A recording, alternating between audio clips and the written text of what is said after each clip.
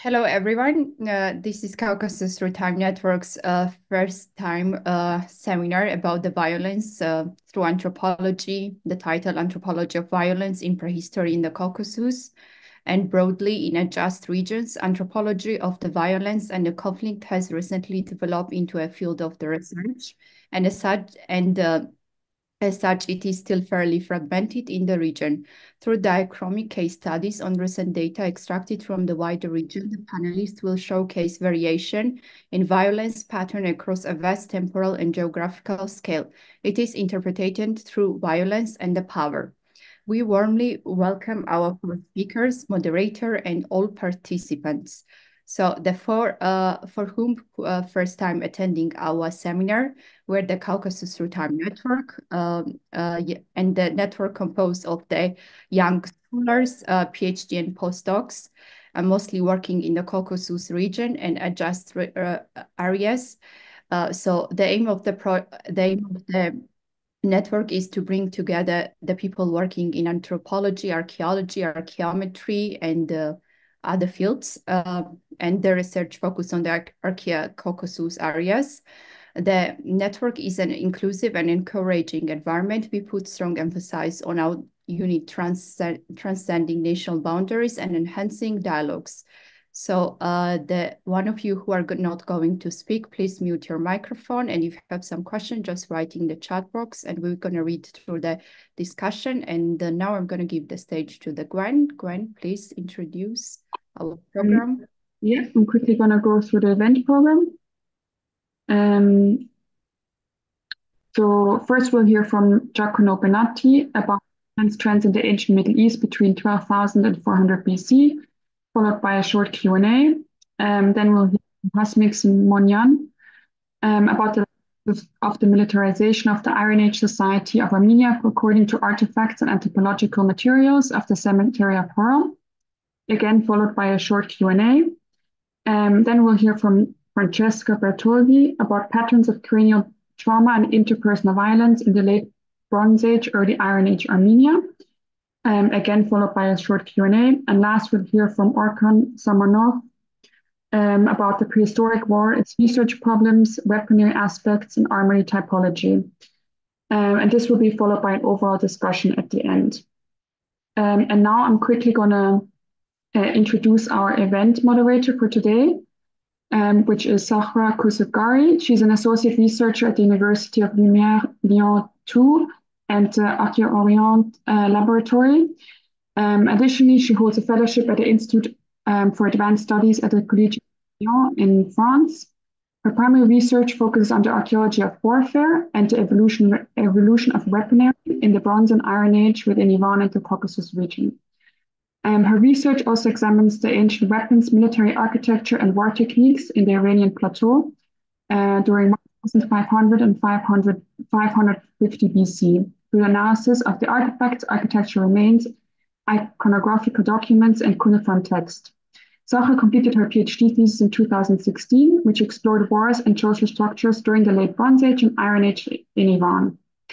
Employing a multifaceted approach, she seeks to comprehend the impact of wartime events on the emergence and development of social structures in the ancient societies from an archaeological perspective.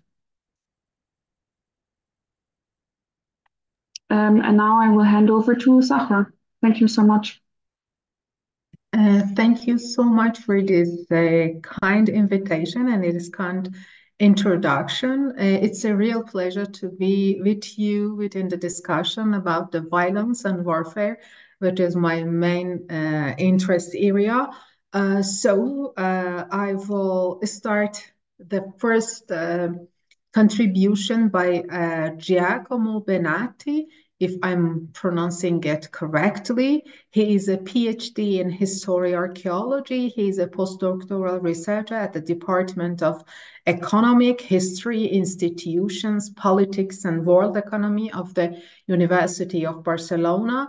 And he is an associate editor for the series Cambridge Elements in Law, Economics and Politics. Before joining the University of Barcelona, he held positions at the University of Bologna and Tübingen. His research interests are at the intersection of ancient world studies and economics and cover a broad range of topics related to long-run developments in the ancient and pre-modern world. He has published top multidisciplinary outlines at PNAS, Nature, Human Behavior, and in leading journals in archaeology, Journal of Archaeological Science and Economics, Economics History Review, Journal of Comparative Economics. He is currently working on the origins of political institutions, climate change and state building, trading networks, inequality, and biological standards of living. Okay, Dr. Benati, today he will talk about the violence trends in the ancient Middle East between 12,000 and 400 BC. So I think his topic covers a vast area, and it seems really interesting because he will talk about the violence trends in the Middle East or in Southwest Asia. So Dr. Benati, we are all ears. Yeah, thanks a lot for the invitation. It is a pleasure to be able to present my research to this crowd, to this public. Let me start with the presentation, sharing it. Okay.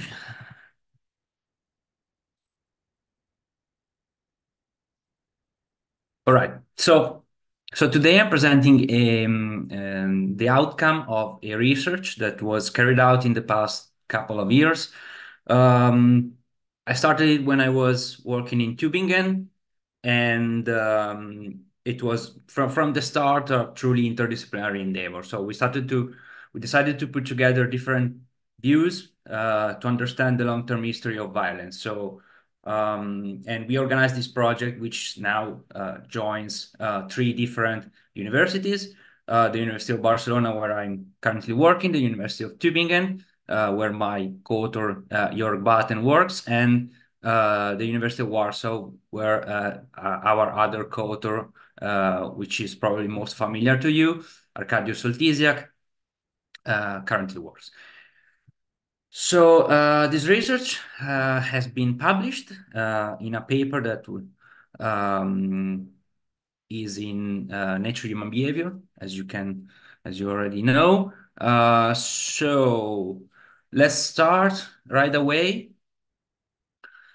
We actually start from an idea that was popularized by, among others, Steven Pinker, who is a psychologist and sociology working in Harvard, who published a very famous book, which is called The Better Angels of Our Nature. And his main theory is that violence in the last millennium has steadily dropped. So especially since the Illuminism.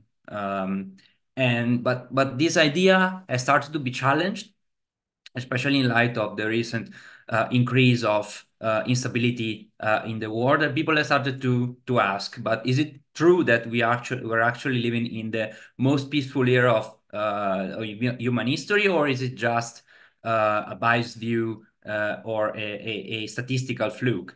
So one question that arises is that how did violence develop? Or if we want to look at the very long run, how can we do it? Because it seems that most of these studies, these large-scale studies, rely on homicide records and battle deaths, but this can only be measured reliably for the last millennium. So, for example, we start to have homicide records from the early medieval period, like 1200 CE. So most of human history is beyond the purview of this kind of research, so it's not covered, and this is a problem if you want to address things at very long run. So the main aim of this exercise that we do is that to use bioarchaeological proxies, skeletal proxies, to expand the history of violence all the way back to the ancient world. And we decided to focus on the Preclassical Middle East or ancient Southwest Asia, as you wish. We wanted to look into the let's say period between prehistory and the beginning of more or less the classical period, which remains so far outside the purview of the research on early violence. Or to be fair, most of the studies that have been conducted on the preclassical Middle East relied on historical records, like numbers of battles and such. So we wanted to observe changes in violence across some of the major historical innovations that appeared in this window of time. In particular, the shift from nomadism to sedentism, the agricultural revolution, the rise of cities, the formation of states, etc. So this is so we also select this time frame because it's a very interesting laboratory from the historical point of view, because there are many innovations. And also we wanted to be able to formally consider some of the drivers behind the ups and downs of violence, and to be able to consider what are the documentary biases of the sources. So, scope of the study. So we first selected the area, and we selected all the major regions in the Middle East, which produced evidence about skeletal materials. And we created a new data set of violence-related injuries, which have been recorded on more than 3,000 skeletons, which could be found in published reports. These are distributed across more or less 80 sites, which stretch from Turkey to Iran, as you can see. And these skeletons are mostly dated between 12,000 and 400 BC. We measure the intensity of violence as the share of skeletons displays violence-related traumas, which can be observed by studying fractures on bones. So to put together the data set, we had to integrate a huge number of different sources. And by doing this, we have been able to fill a gap in scholarship, because there are no comparable studies at such a large scale available for ancient Southwest Asia. So this approach, of course, has some strengths, which is, for example, the breadth and the time scale of the analysis, but also there are, of course, biases because the archaeological record is fragmented. So, for example, one good thing is that we rely on methods that are standardized, that have been used by other comparative studies at large scale, such as the Global History of Health project, which brought together economic historians and archaeologists wanted to understand long-run changes in violence and welfare. In particular, we have collected evidence about, we only focus on ante-mortem weapon wounds in order to exclude that we were capturing things which were not directly related to violence. We also excluded stress fractures, and we only analyzed skeletons aged more than 15 years old, like to exclude potential violence on children. The majority of our evidence about violence come from cranial fractures, but we also consider post-cranial weapon marks. And this is a big innovation over the extant literature, which usually considers only cranial fractures in well-preserved cranium. So this way, we've been able to keep the database as large as possible while using standardized methodologies, which allow us to control for the quality of the data. So in sum, we have been able to check more than 3,500 skeletons, and we have detected more than 300 traumas, which account for, let's say, a little bit less than 10% of the analyzed skeletons. So as you can see from the images on the right, you can see the regional and chronological distribution of the observations. We have been able to cover quite well the sample, but of course there are some gaps here and there. So the numbers in parentheses, for example, are locus units.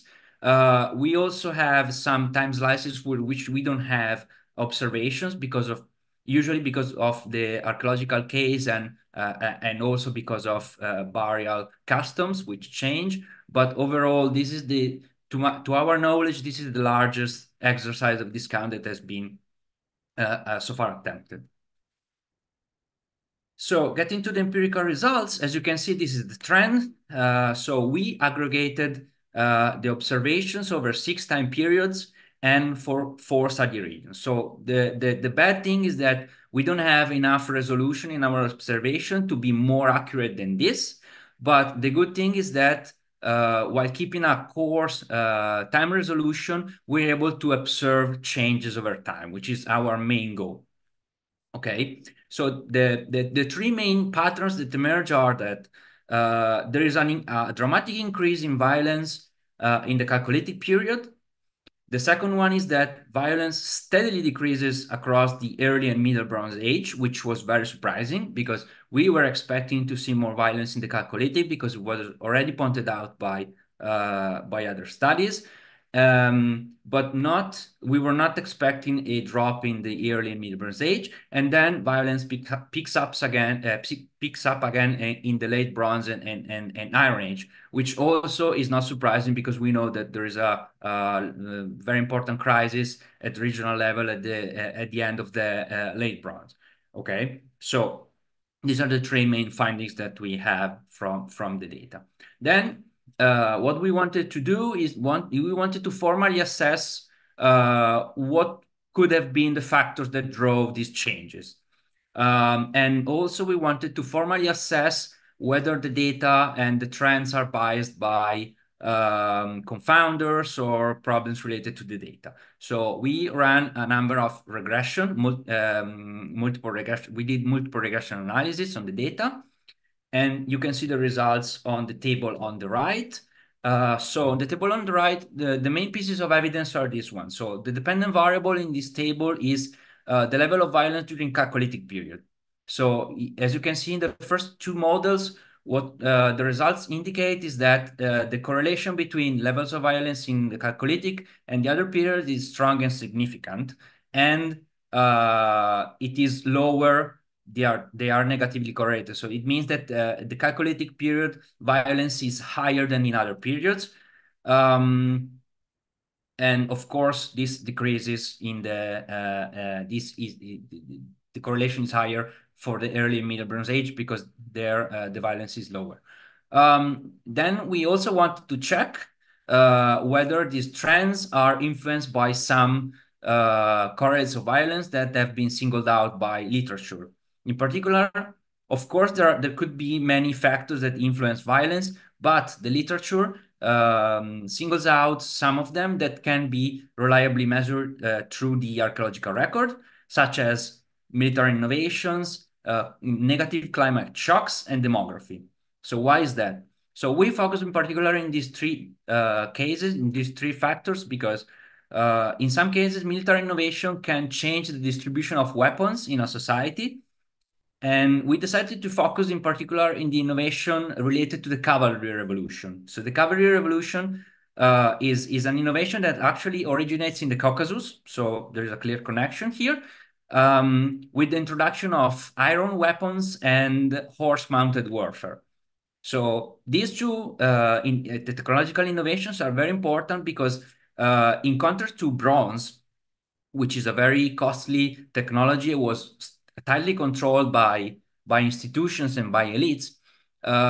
Iron and horses were much more evenly distributed in societies, and so people had more access to weapons. So, for example, if we compare the levels of violence today in Europe and the US, some people say that, for example, the US are more violent because weapons are more distributed in society. People have more guns. So we wanted to check whether there is a similar phenomenon here. Then we checked for the impact of negative climate shocks that in our sample are represented by droughts. So periods in which the climate was cool and dry. So we know that there is an indirect connection between climate shocks and violence because when there is a drought that lasts more than 1 year, for example, there is a lowering of agricultural production, which could generate famine more pressure on resources. And if demographic thresholds are high, then you have a crisis because people are hungry and they fight for resources, okay? So in this case, we wanted to be able to check whether negative climate shocks and swings in population affected our estimates. And the results are that they seem to do not. If you look at, so for example, from regression model 3 onwards, we introduce these controls, and all of them are statistically insignificant. So we can reliably say that, at least in our data, this factor do not seem to affect our estimates, except for, and then I come to the last piece of evidence. So we also wanted to control whether our estimates are affected by fixed effect or by social selectivity. So we checked, for example, for regional fixed effect that are factors that we are not able to control. And then we also control for social selectivity. What does it mean? We control whether our estimates are affected by particular context, such as, for example, elite burials, battle sites, or whether there is an impact of the fact that we are controlling for example, burials that were excavated in urban or rural areas. So of course, the first result, which is very clear, is that battle sites and royal interments, so skeletons that come from battle sites and elite graves, have more violence. But this was already, this is in line with what one could expect. But in this case, the observation that we study that come from this kind of context are very limited. So we are confident that these results do not drive our estimates. Also, we see that the urban coefficient is statistically non-significant. So overall, we are confident that our results are robust. But we also, we assess the representativity of our sample. Of course, no kind of sample of archaeological data can claim full representativity because we cannot assess how much we cannot control. But we can control for other biases. So in particular, as I said, we control for social selectivity, whether the fact that the burials were excavated in some areas in some social, or whether the skeletons belong from some social context affects our estimates.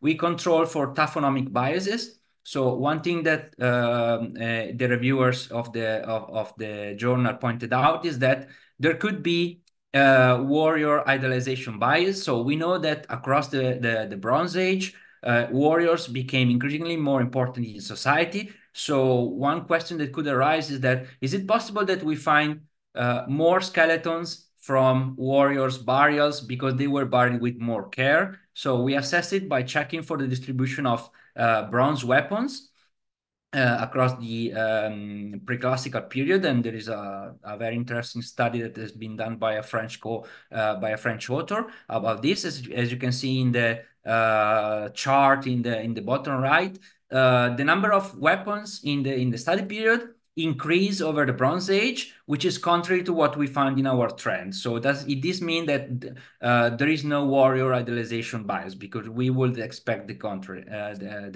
right? We also checked for regional variations, and we did a lot of sensitivity and robustness tests. In particular, for example, we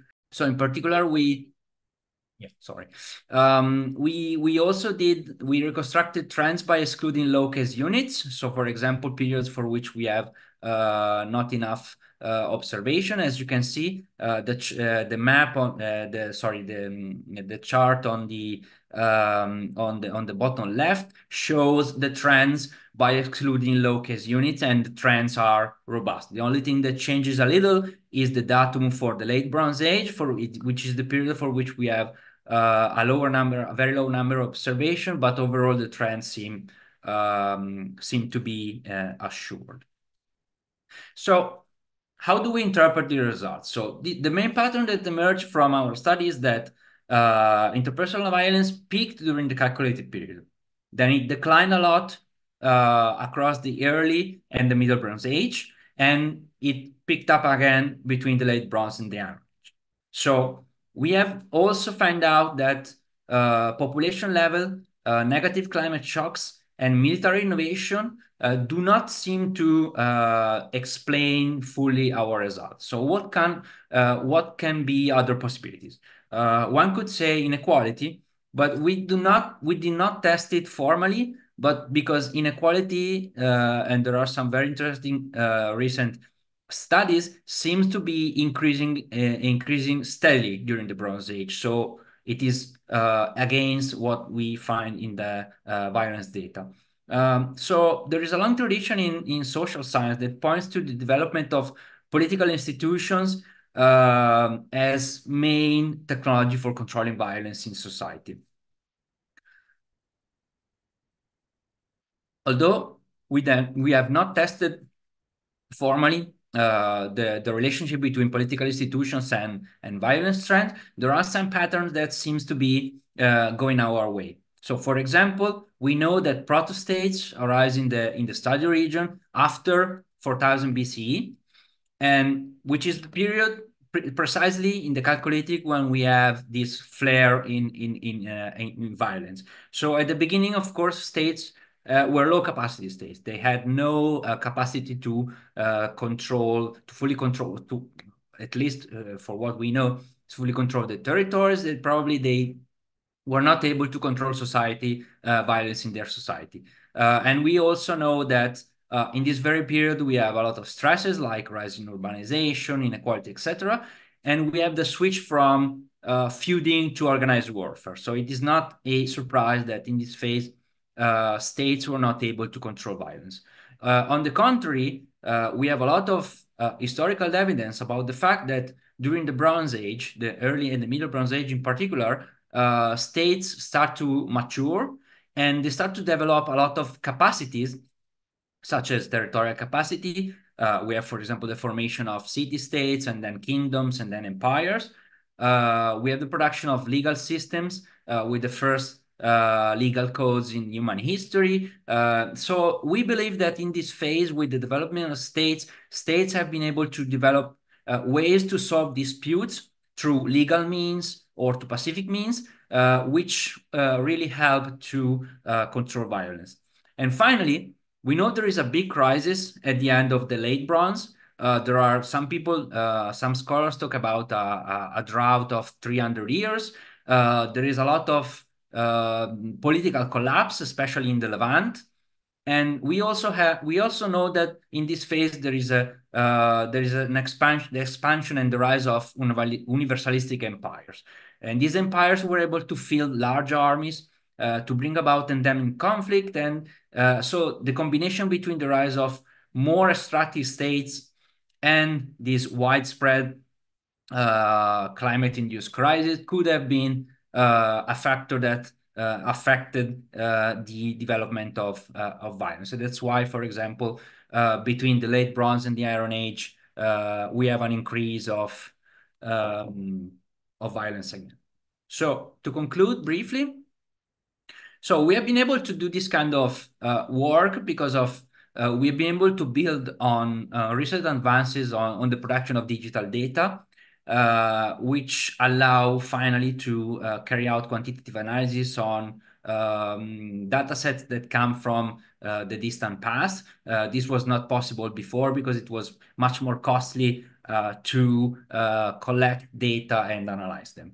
So what we do is that we combine paleopathological and econometric methods to create and analyze a novel dataset of skeletal data from dispersed archaeological sources, which is the largest to date about this topic. And through this exercise, we're able to formally evaluate hypotheses about some of the drivers of violence in, let's say, historical laboratory that was so far marginal in the discussion of early violence, or at least when it was included, it was only because of the historical data about battles and state violence.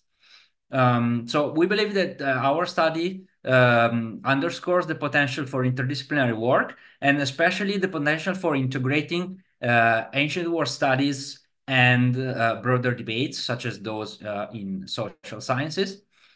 And I just want to conclude that to say that we are actually working on another project, which is to formally test the link between the rise and the development of early states and welfare in the same study area. So we are going to use to formally test the link between the formation and evolution of early states and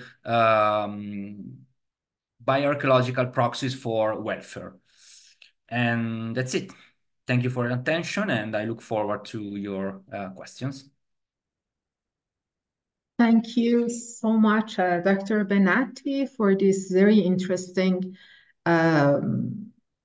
contribution in this work. It was really interesting, the results and the amount of data that you had used. So I go to the question. There is a question here for you from Kervok Hrimian. So he asked, did you assume that the observed trauma was always the cause of death? No. Okay. What was the characteristics you used to differentiate the traumas caused by violence and those that they are, Yes. yeah. So yeah, I mean, we don't care whether it is the cause of death or not, because what we want to understand is the level of violence in a society, whether it is directly related to that or not. A blow to the head is a blow to the head. I mean, regardless of the outcome.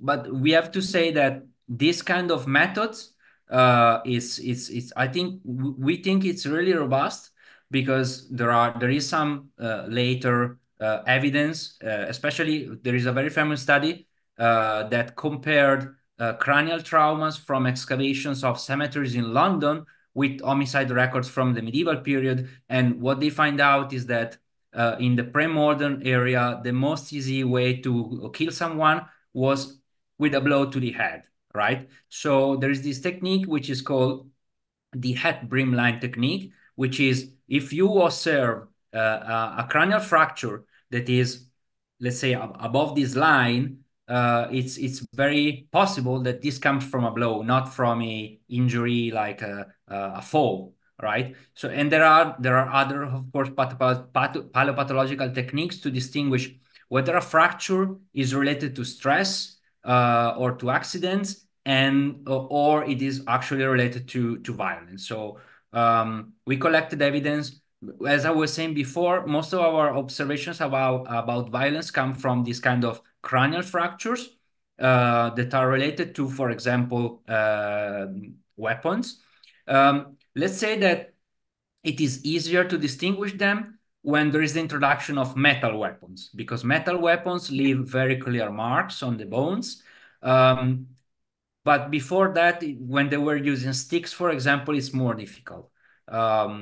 But we are confident that although it is true that this kind of methods underestimates violence, we believe that it is a good way if you want to study violence over the large scale, over the long term. It's a good method.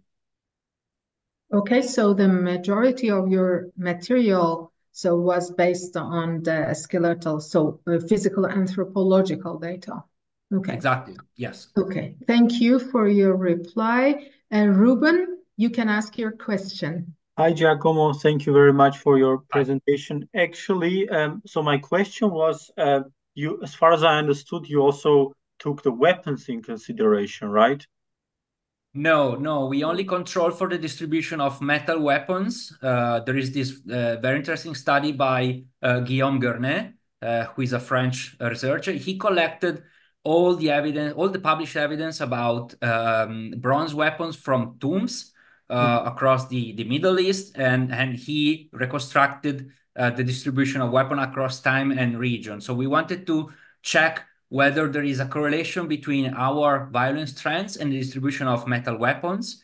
And what we see is that the distribution of metal weapons goes against our trend. So it means that it's not that we are seeing ups and downs in violence because because there were more weapons distributed in society, because it's the contrary, okay?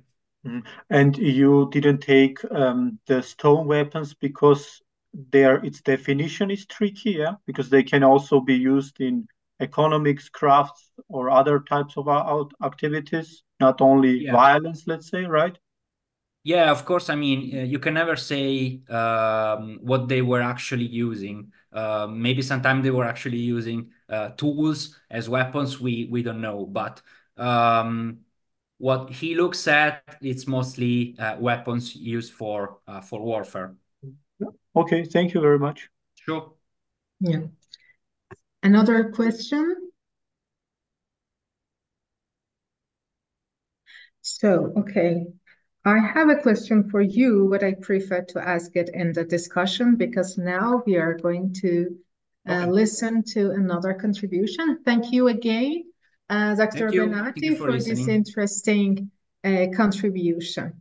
Thanks. Okay. Our next contributor is Hasmik Simonyan from Institute of Archaeology and Anthropology of Armenian Academy of Science. She has a rich educational background. Simonyan has cultivated a deep expertise in archaeology, specializing in the bioarchaeology of Armenia. She is a PhD candidate at Yerevan State University, conducting research on bioarchaeology of Armenia during the early Iron Age. Hasmik served as the head of the archaeological department at the History Museum of Armenia from 2020 to 2022 and is currently a lecturer at the Yerevan State University. She participated over 25 Armenian and international excavations and has authored more than 40 articles and field reports. Okay, Hasmik Simonyan is going to today to talk about the dynamics of the militarization of the Iron Age society of Armenia according to the artifacts and anthropological materials of the cemetery of Horom. Okay, dear Hasmik, we are all ear to listen to you. Thank you very much. It's my pleasure to be here and to present my topic. This is a joint research with my supervisor, Dr. Uzan Mukarchan. So we have just started within some months this kind of a research on the cases of violence from the materials of late Bronze Age and Iron Age. And mostly at the moment we are concentrated on the cemetery of Horom. What was the idea of this research? Just take a look throughout Iron Age of Armenia. Do we can approve some militarization of the society due to bioarchaeological materials, comparing with materials from artifacts which can gain us some information from archaeology and some cases of violence, and try to find correlation between artifacts and biofacts, so-called. Why we have chosen materials from Horom? It's a village in Arctic municipality of Shirak region on the Republic of Armenia, located 1 kilometer east from Horom, and it has a huge Bronze Age site, Iron Age citadel, and large necropolis of Horom, which has been excavated. So what was the idea that during the Iron Age, those are 11-9th centuries BC, large amount of iron production allowed to quantitatively increase and make massive the weapons, which at this stage was already not only the monopoly of the elite, but also the property of army. So how we came to this kind of a conclusion, here I would like to present one of the preserved sections. This is the 4-meter high of Iron Age Cyclopean wall and the main entrance of Horom citadel. So already speaking about Iron Age, we can surely tell that in this period we have fortified Cyclopean fortresses throughout all Armenian highland. And while we're speaking about this period of time, we can assume that during 12th century BC, we can go back to the archaeological background of the area. So at the beginning of early Iron Age, around 1200 BC, after the fall of Hittite Empire, large and small militarized societies were formed throughout the region, they wanted to create early state formations. On the other hand, it was a dictate of inertial processes, and on the other hand, it was initiative to comfort the Middle Assyrian Kingdom, which has achieved political and military hegemony in the Middle East, which regularly launched raids against the neighbors, including the southern, eastern, and partially central regions of Armenian highlands. It is at this time that the Assyrian sources in the Armenian highlands mention a number of early militarized state formations that cooperated with each other against the Assyrian based on this situation. So the Nairi Confederation was mentioned in the written sources, which had a great military potential. So going back to our research, I would like to present that Horom necropolis was excavated, were carried out the excavation by Dr. Ruben Badalian in 1987 to 1989. Almost 160 burial graves were excavated in the territory of the monument, and vast majority of them were individual burials. So there have been examined due our research 56 individuals from necropolis. 25 males and 19 female skeletons were studied from the point of view of bioarchaeological research. And another point that I would like to talk, this is the big amount of weaponry in the necropolis of Horom in comparison with another a necropolis of the area, which is called Arctic. So I will just briefly bring the materials which have been excavated here. And here I would like to present a comparative table of metal production according to our scientist Aram Gevorkyan. And here you just can notice that while the late Bronze Age, the amount of weapons found in the burial complexes are really low, both in Arctic and Horom cemeteries. Already in early Iron Age, the amount of weapons are reaching to the highest point. And here are the traumas which have been detected mostly on the skulls, although there have been detected a lot of other traumas on the post-cranial skeleton. Here I just want to show some of the cases, and they have undergone also X-ray examination, which brought us to some numbers, or let's say some conclusions. Males were more affected with traumas rather than females. So you can see the percentages.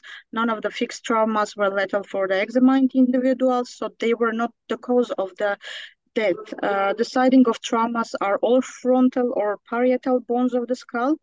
And another thing that I would like to introduce here, it is the paleodemography of those societies. So I just brought some comparative materials from Arctic and Tallinn necropolises, which are dated back to Bronze and Iron Ages. And you can see the dramatic change in the death of 20 to 29 years old males, which is really extraordinary for this period of time and for the Iron Age itself.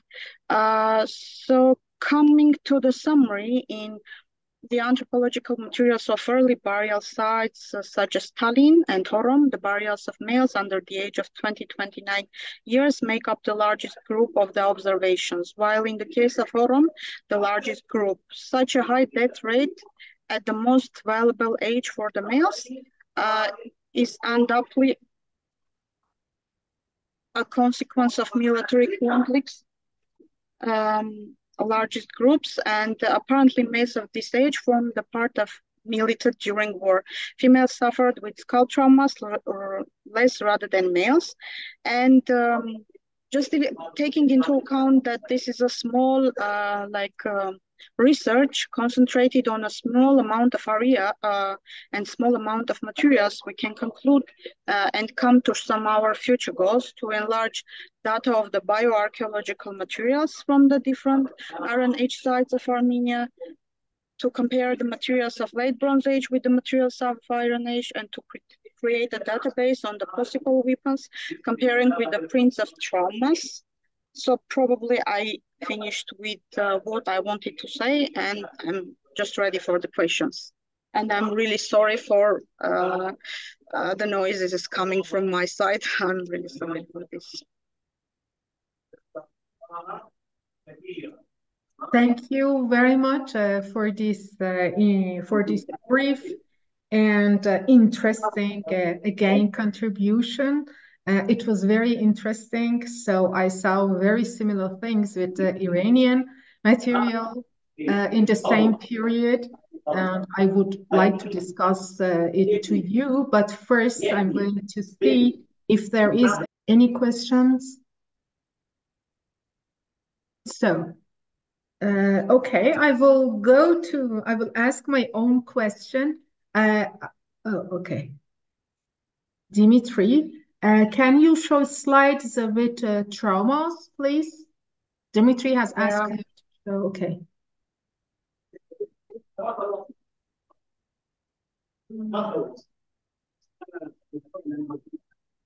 So can you see it or? Yes, if you click on the slide and then we can see. Ah, yeah. So I will just go down by each of them. So those are not all the cases. I just brought some views on them. Okay. So none of them have been like cases for the dead. So probably while we're speaking about this period, it's the material I have gathered is not enough yet.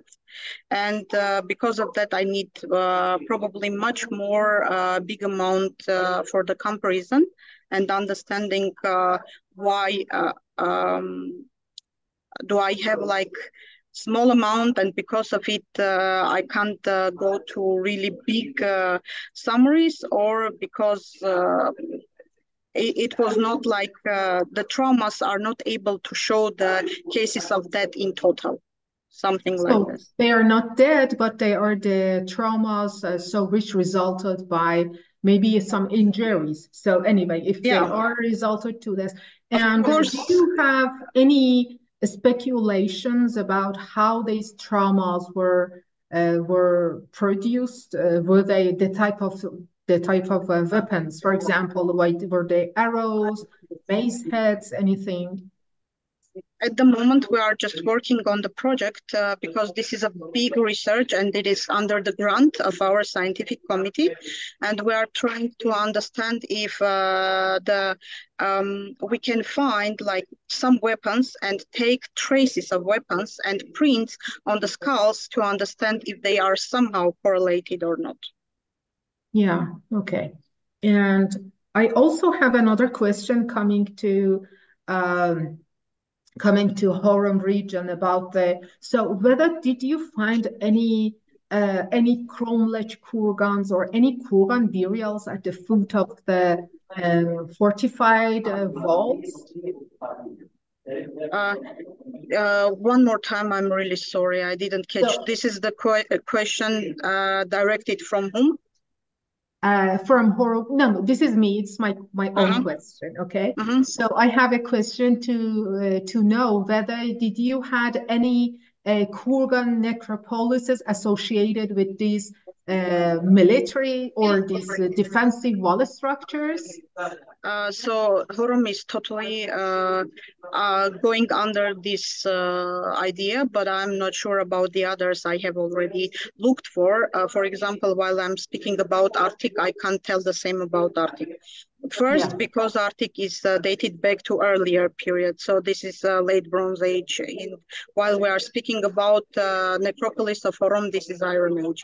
So comparing to the periods, first, I need to take a look for the Bronze Age from this exact region, Shirak region, and later to come to some conclusions. Yeah, in Arctic we have very similarities, the same structures with the same architectural characteristics as we can see in northwestern Iran too. Yeah. But in Horom, the wall structure were the same, but I have no idea. Okay. It's very interesting. So there is another question by Leuven. So Arctic and Horom are very close sites. If you are talking about exactly the same period, how you explain so much differences of production of weapons just a few kilometers far sites from each other? So this is the case that I'm not speaking about the same periods. This is just the comparative materials from earlier period. And also another thing that from Arctic we don't have enough anthropological materials. So I don't have the chance to compare directly the anthropological materials. If I will have a chance to compare them, probably I will have better answers. Okay, thank you so much. Okay, Joanne, you can ask your question, and here there is two other questions by Dimitri. Okay, I wanted to make a suggestion for these young men and how they died or whatever, what their connection with warfare is. The injuries, if they were received in warfare, will likely, as you noticed, not have been fatal because they had helmets on their heads. So this would have protected them and prevented the wounds from being serious enough to be fatal. However, other parts of the body are not so well protected. And if you get an abdominal wound on the battlefield, you are basically dead. So Yeah, the scenario is that they fought a series of wars until they got one of those wounds you can't recover from. And at that point, they went into the cemetery. Okay, thank you. Thank you. Okay, thank you. Dimitri has asked you if you have any articles on this topic. Have you published the results or not yet? Not yet. This is just the first step. So we have only participated in one more conference with this topic, and now we were working to participate here with you and share some materials, and later on we are going to go with our scientific project. Okay, thank you. Francesco, you have a question, I think. You can ask your question. Yeah, any evidence on post-cranial remains? Yeah, from Horom we have like postcranial skeletons preserved. So this is a really good luck because a lot of materials from the period of 90s, 80s, unfortunately, they have no preserved postcranial remains. But with the case of Horom Cemetery, we are lucky in that. But unfortunately, that the area of Shirak region, the human remains preservation in the soil is not really high. So sometimes we are suffering with problems connected with the low preservation of the skeletons. Okay. Any other questions? So, okay. So I have a very, very short question. Do you have any comparative study on between the material, between the weaponry from Arctic and from Horom? Not at the moment. No, this is not a research of mine. This is a research of colleagues who already were specialized on metal weapons. So I just use their already published materials. Okay, thank you. Thank you very much.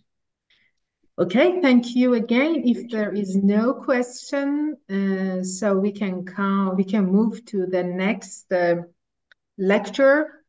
Francesca Bartoldi, Università Ca' Foscari from Venice, if I am pronouncing it well. She is a contract professor of physical anthropology and pathology at the University of Venice, Ca' Foscari, and University of Siena Grosseto since 1999. She was leading several study campaigns of human remains for Venice University and several archaeological projects, both in Italy and abroad, including Syria, Georgia, Doglori, and Armenia, Sudan.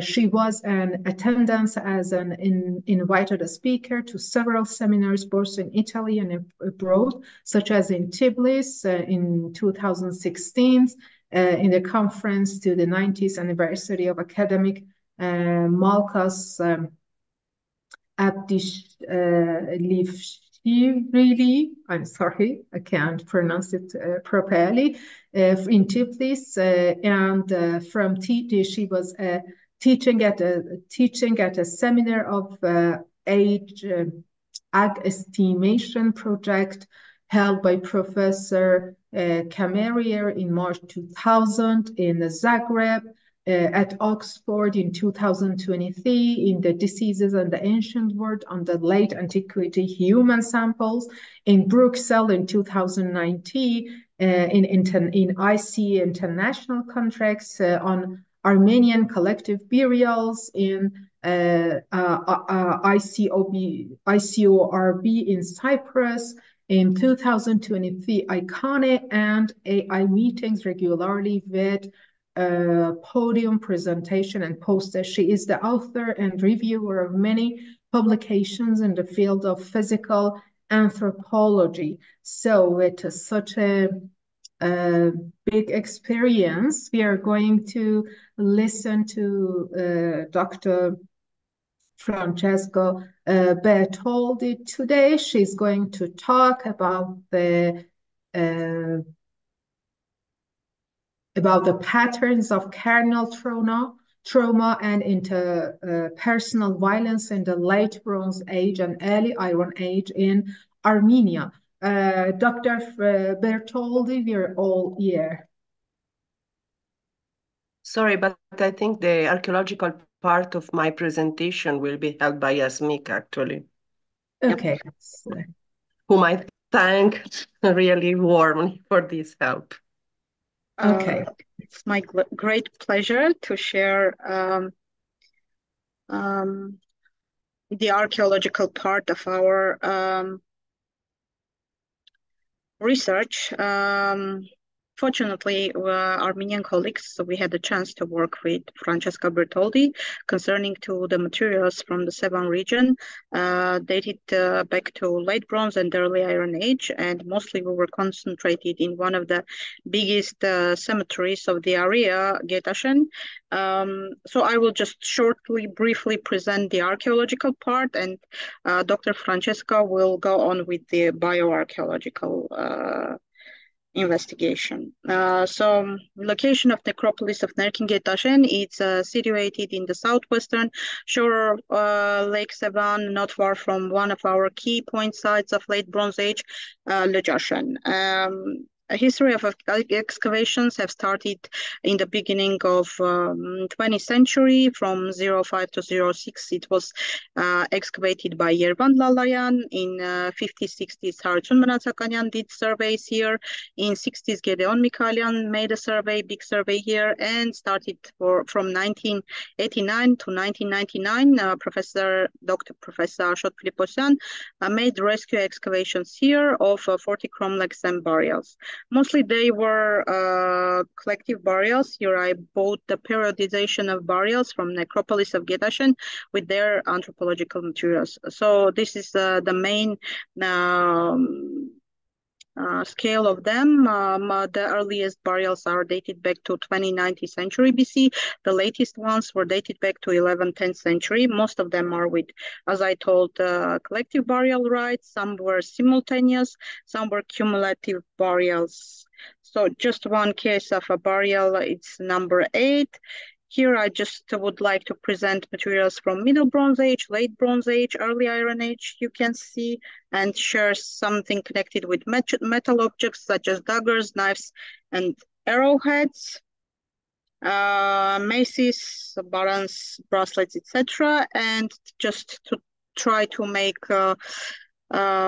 summarizing concerning to archaeology of Nerkin-Getashens. They were carried out in the northern suburb of Nerkin-Getashen village and showed that the necropolis occupied an area of several hundred hectares and was regularly used for burials starting from 20th century BC. Latest burials are dated back to 8th century BC. Due to geological examinations of the region, it came out that at the end of 12th century BC, there was a destructive earthquake inside the Lake Sevan, which brought to an abandonment of the area for almost some 200 years. It was again settled down in the 10th century BC. So here I would just want to finish, and I'm just giving the speech to Professor Bartoldi. Okay. Yep. Thank you, Dr. Bartoldi. Thank you, Hasmik, as always, for your help. We are presenting, just a second, I move this screen. These are the authors of these papers, which is due for publication quite shortly, as soon as we get some images and X-rays to complete it. This is a list of the people who contributed to this project. Professor Mrchikatian, Hasmik, of course, Professor Filiposian, and Professor Fabri from Florence Prehistory Museum, which I would really like to thank. From the site of Nerkin, Geteshen, and Verin Geteshen, we have examined the cranial remains of 94 individuals of the very late Bronze Age, Iron Age necropolis of Geteshen. We have just cranial remains, unfortunately, a cranial collection, and they belonged to 74 adults, 44 adult males, 29 adult females, and one remained unsexed, and 20 subjects aged less than 18 years. Of course, having skulls, we performed sex determination on the adult skulls, following two different methods. That is morphological features of the skull and discriminant functions by Giles and Elliott, 1963, very old but also very effective, by Professor Fabri. Age estimation was based on, of course, on dental development and eruption in immature or juveniles, following Al-Katani, 2011. While on adult ones, we used cranial suture closure because that's what we had, and dental wear patterns. Of course, we assigned adult individuals to three main age classes, that is young adult, mid-adult, and old adult.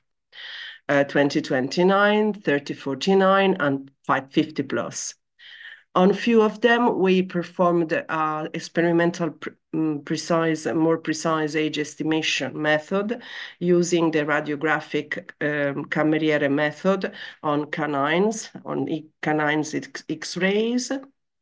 Our aim is to visually inspect, and up to now we didn't have time to perform X-rays or CAT scans, looking for traces of trauma that, of course, have been grouped in two classes: perimortem traumas with no traces of healing or bone tissue reaction, and antemortem traumas that show at least some traces of bone reaction.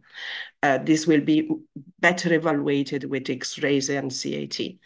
Of course, having skulls and dentition, we recorded other cranial stress indicators, such as cribra crania and cribra orbitalia, following the method of Steckel, and of course, applying it also to traces of scurvy that is observed as a pitting of the sphenoid bone and the palate, and following the same scoring method for cribra, that is 1, 2, 3, but adapted.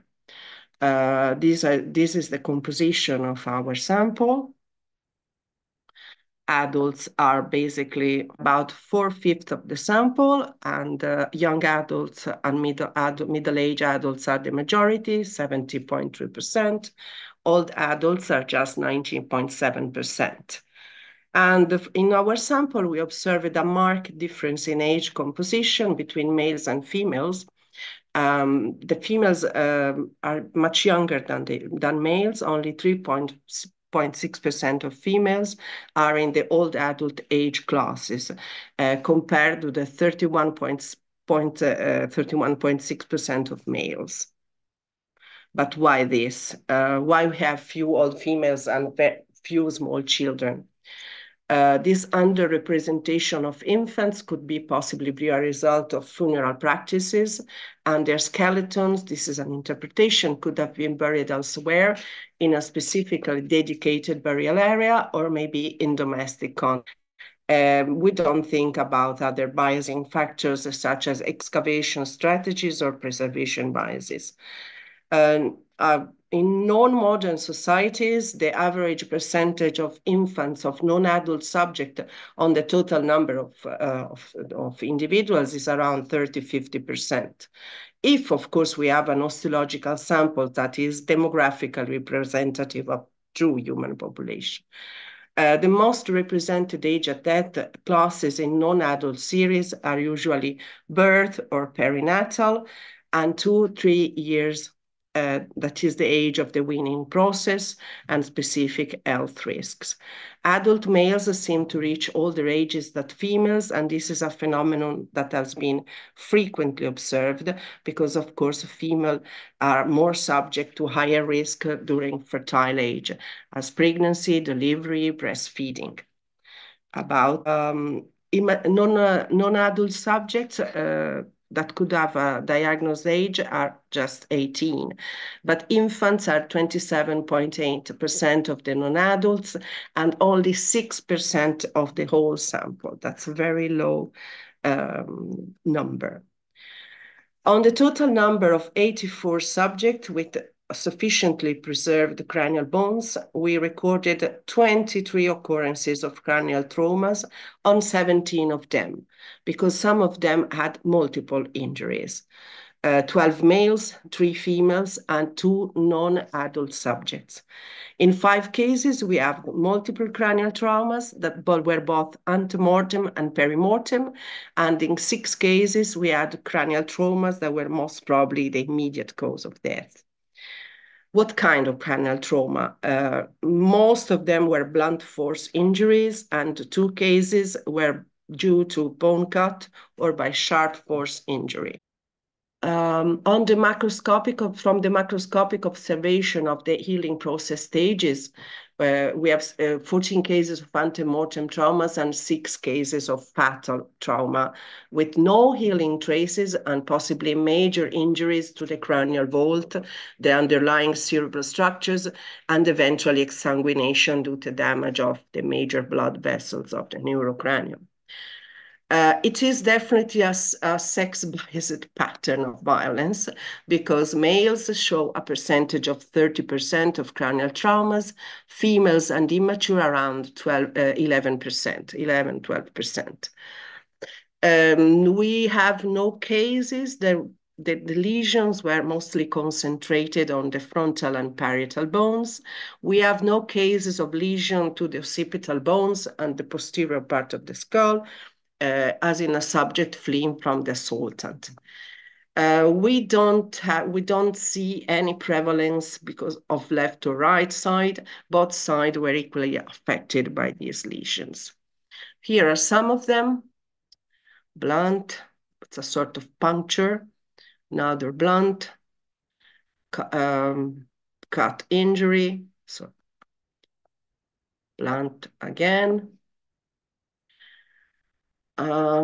Most of them antemortem with traces of course, of good and complete healing of the bone. As in this case, this, here, and here.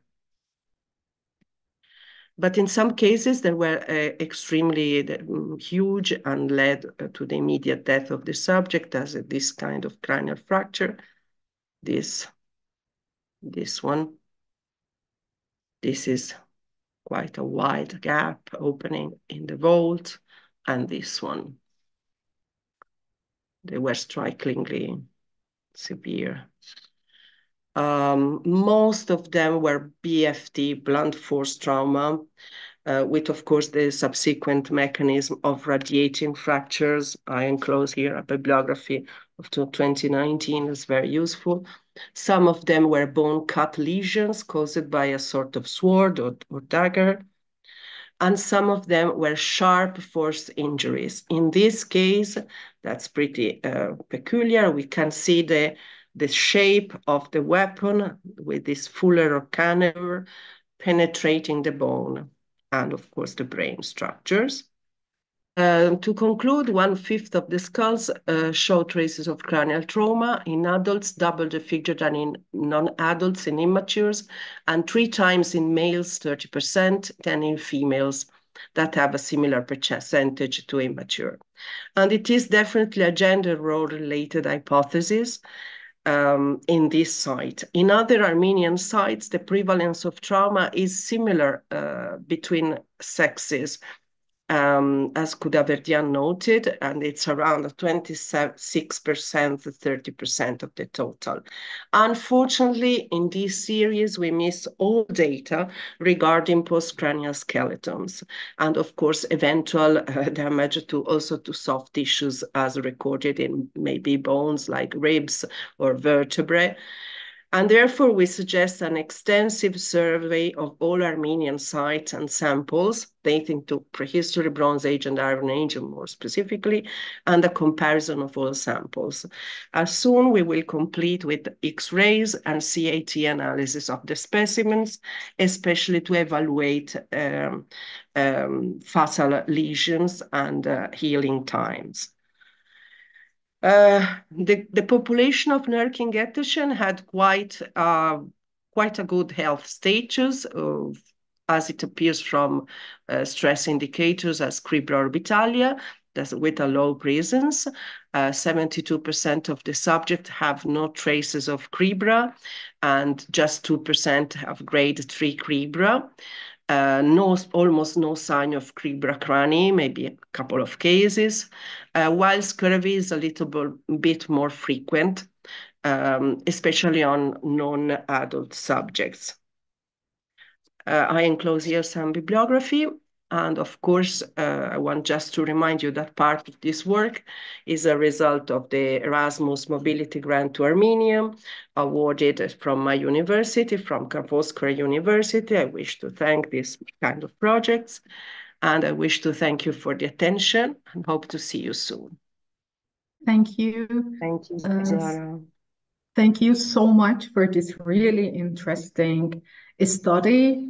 So it seems that the study of warfare and violence in Caucasus is very advanced. And so this is really amazing for me because recently I have been focused in the comparative study of weapons and warfare tactics in northwestern Iran and in Caucasus region, and I have seen very similarities between the findings in the Armenian sites, notably around the lake, Sevan Lake, and in eastern side of northwest Iran. So it's really amazing. Thank you all for this wonderful information that I'm enjoying a lot.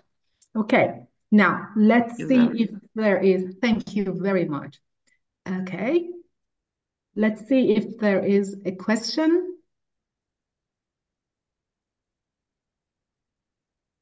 Any questions?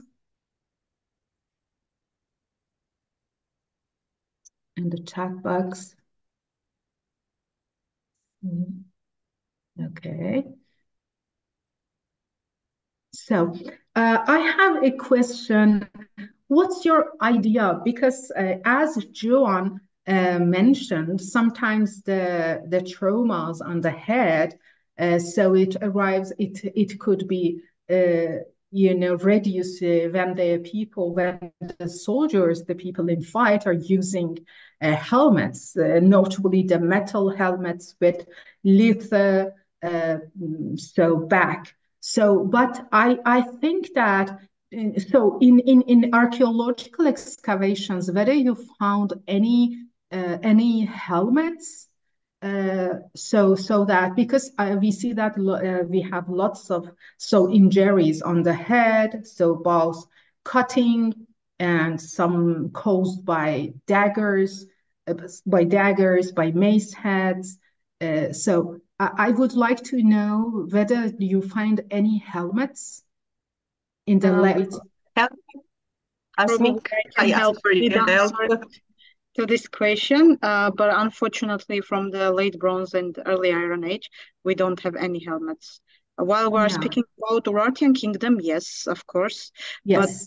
But beforehand we don't. Probably we have some kind of metal things which could cover forehead, but I'm not sure if they have been used for this occasion for 100%, but not the helmets. for sure. Yeah, this is the case in Iran, in northwestern Iran too. This is the case. Before the Urartian period, we have no use of helmets. So chronologically speaking, before the Iron Age too, we have no helmets in northwestern Iran too. So in Iron Age 2 burials in Hassanlu, we have helmets, but before that, and notably the regions that I mentioned, there's so similarities between the northwestern Iran that we let's say in southern Araxes River, in central Ardabil, in Varzagan and Ahar region. So we have lots of similarities with the weaponry in the southern Caucasus region, notably the Seven Lake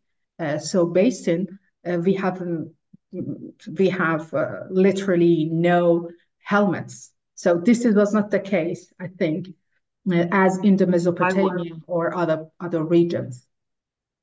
I would say that some wounds they couldn't be in this shape and they wouldn't appear like that if there was an helmet.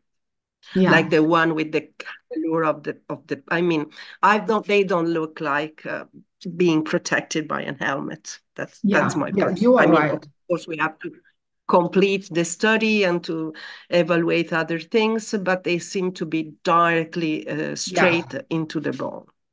There's nothing that protects. Okay, thank you. Okay, John, you have a question? Oh, just to what I wanted to say. It's very interesting about the helmets not going. Of course, we underestimate the value of cloth and leather as protective agents. And so it's possible some kind of a cap or hat of some sort was worn. That's not going to give you quite the protection from a blunt injury. But it might be enough to allow the injury to be that. But the person who had his skull cracked into pieces probably didn't have anything on to protect him. So anyway, it's just an interesting question as to what they did without that, and just raising the possibility that there was some kind of leather, or that they would wear a cap or something to protect their heads. Okay, that's all. Yeah. Okay. Thank you. I actually wanted to ask something else. Are these intact graves that there are only skulls in, or what's exact? I was sort of getting that impression from what you were talking about, and so please inform me. Are we only dealing with skulls in any of these burials, or are we talking about things that were excavated long ago and that all we have is the skulls surviving from the excavation report? Exactly. So. Unfortunately, from 80s and 90s, most of the researchers were not collecting the whole complete skeleton, and they were completing only skulls, mandibles together, and even sometimes we are having missing with mandibles. So those were only for other reconstructions, not for total bioarchaeological reconstruction of the skeleton itself. And because of that, in some collections, unfortunately, we have missing the whole postcranial skeleton. Wow. I mean, especially since the skulls tend to be collected for, shall we say, measuring skulls to... Exactly. Yeah. Okay. Thank you very much for this interesting. I think we will have discussion and we can go back to the questions in the final discussion. Thank you, Joanne. I had missed your comments and questions.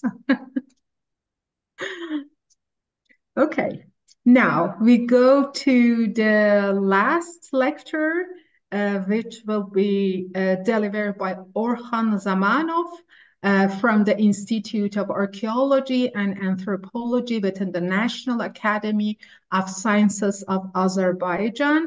Orkhan is His journey to archaeology began at Baku State University, where he pursued history and archaeology at the Faculty of History. Since the beginning of his academic career as a teacher of general anthropology at Baku State University, he continued his educational endeavors at the University of Khazar, where he also taught archaeology and ancient history. Throughout his tenure, he published numerous articles covering conflict archaeology, ancient warfare, archaeological museums, and modern archaeological methodologies. Orkhan Zamanov actively contributed to the establishment and curating of the museum exhibition hall. He played a pivotal role in various archaeological expeditions, notably the Azerbaijan expedition of Tovuz in 2010 to 2012, the Azerbaijan-French archaeological expeditions, and the Azerbaijan-Japanese archaeological expedition. He also was conducted in this area. He contributed that. Orkhan Zamanov is also a key participant in the EU-funded Horizon in 2020 RISE project titled KEAC BSR Knowledge Exchange and Academic Culture in the Humanities, Europe and the Balkan Sea region. His research interests primarily revolve around the militarization issues of early societies and the warfare dynamics of first civilizations. So today,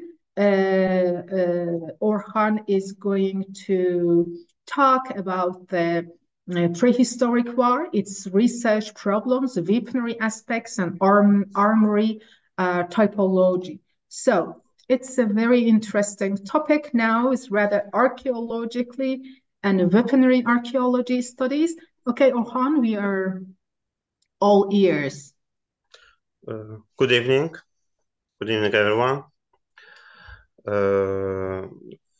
Firstly, I start one moment. I will describe my research very briefly and fragmentary. I focus on theoretical archaeology. Just a moment. My presentation, yes? Demonstrate. Yes. Yeah, okay. We can see this. Okay.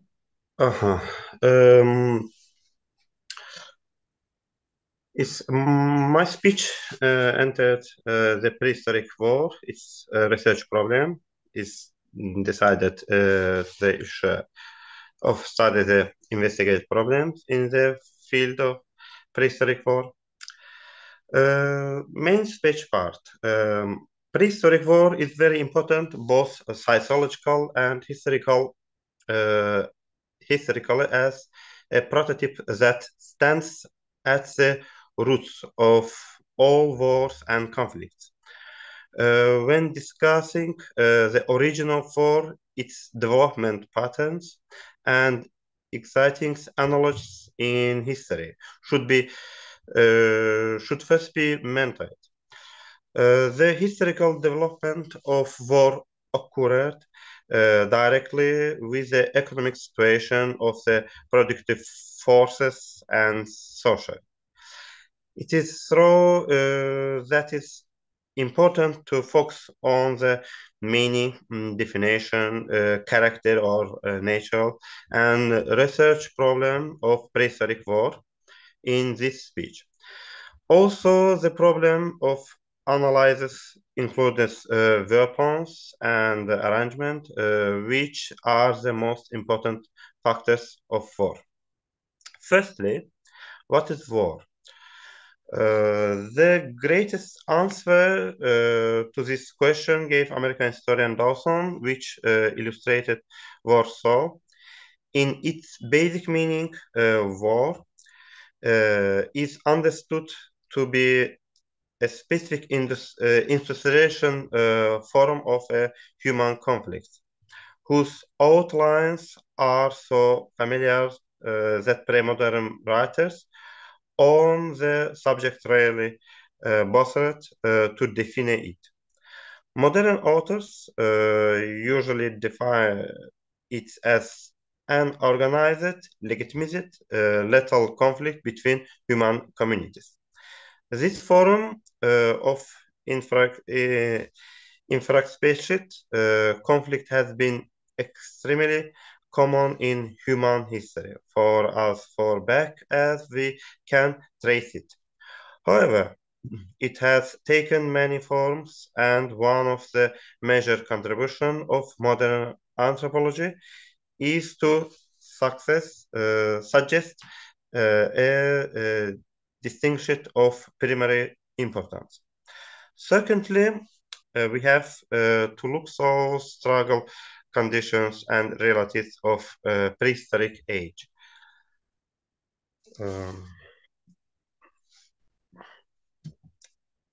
Also, conflicts between people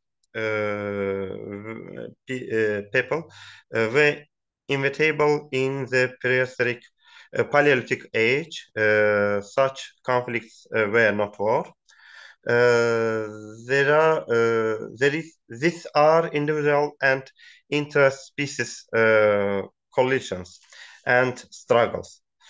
It is possible to say the same idea for the Mesolithic age. At the same time, we do not have clear and suggested information about the armament of Stone Age people.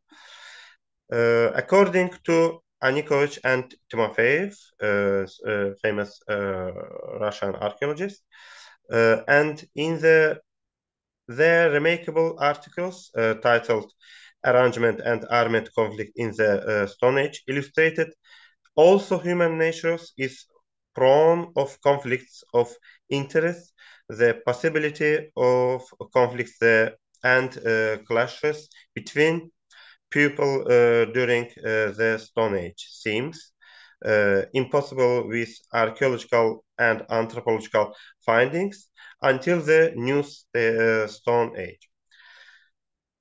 The issue, my speech of armed conflicts in the Paleolithic period should not be left untouched.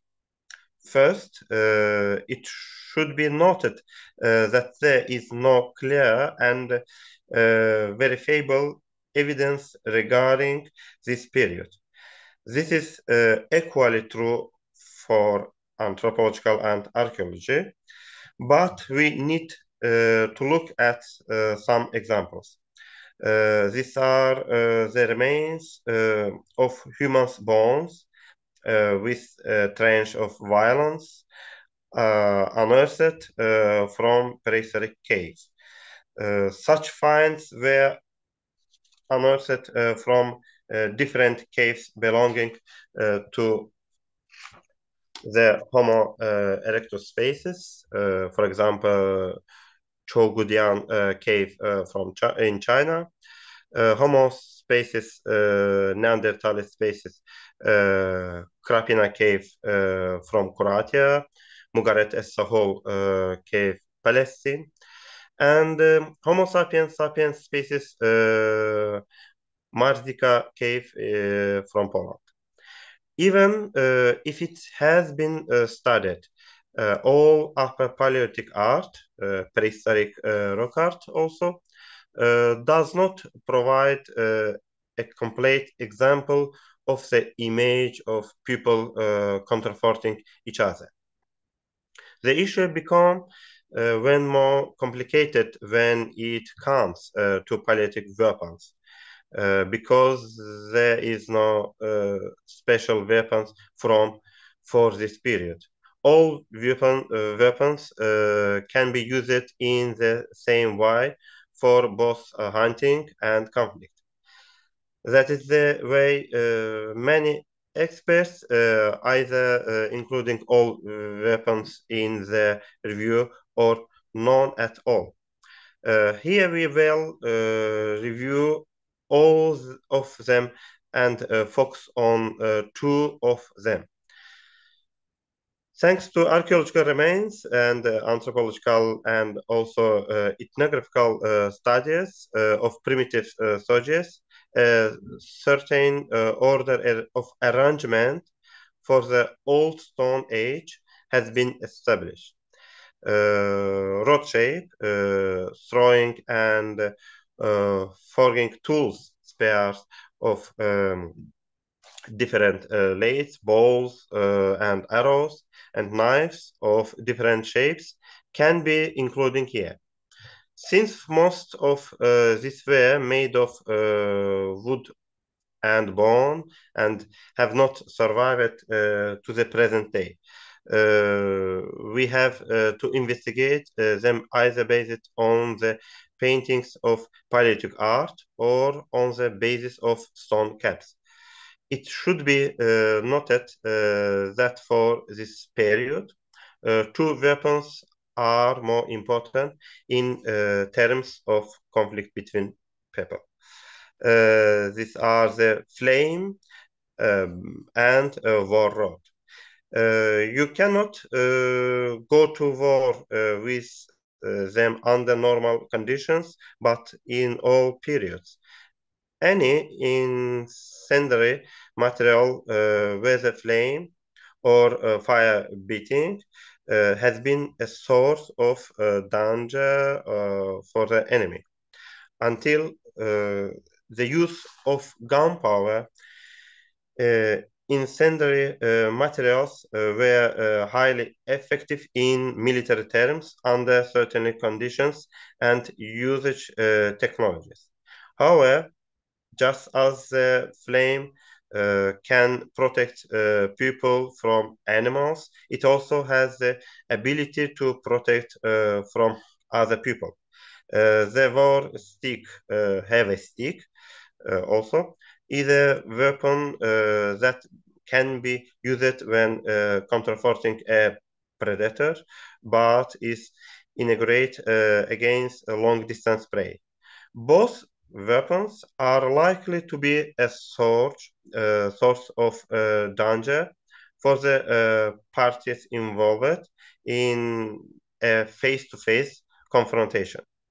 It has never been possible to hunt any animals with flame and stick alone. These were used by primitive people as adequate protection and close combat tools against any dangerous enemy. For example, predator or wild animal, different human species, and those from another tribe that would attack them. The axe, spear, bow, and arrow, and knife that would be used as real weapons in later periods were not produced to kill people in the first place. They were taken into arms much later as a result of the development of products and were structured and modified in accordance with the military demands of the period. The most important situation characteristic of the Mesolithic age is a migration of people due to the change in the climate on Earth. Especially in this period, tribal and primitive communities began to gain land characteristics. This is confirmed by archaeological finds and monuments. At the same time, archaeological cultures have begun to gain their own boundaries of expansion. The emergence of these borders revealed competition between tribes.